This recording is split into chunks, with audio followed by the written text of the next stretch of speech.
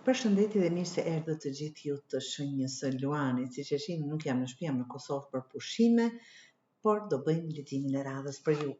Kam faqe të spirales të dashur dhe thot: jeni në fazë ku po mëson, po vëzhgon dhe po kupton më shumë për rrugën tënde.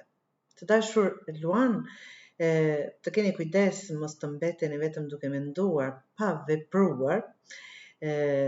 Është koha të kthehesh nga mendimet në veprim.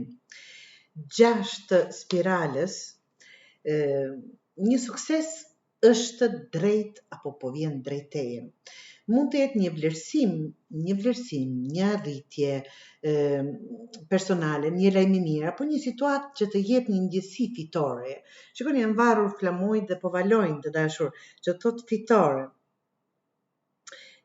Puna apo përpjekje që ke bërë po shpërblehet, por që nga të menduarit në veprim. Mos të mbeteni në formën e vëzhguesit vetëm. 2 të spirales, ja ku janë, kemi spirale, që janë gjëra të shpejta.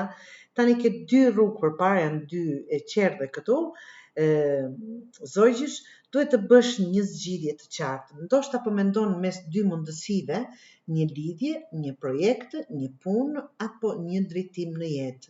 Vendimi yt do të përcaktoj rrugën e ardhshme.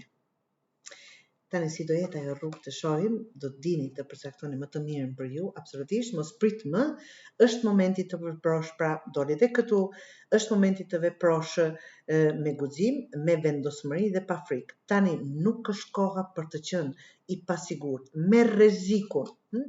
Tani nga këto 2 qerdhe këtu, duhet të rrezikojmë, nuk është çdo gjë e qartë për asnjërin, të dashur Luan.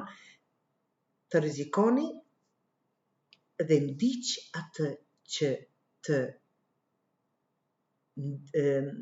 ndjen, që të rreth.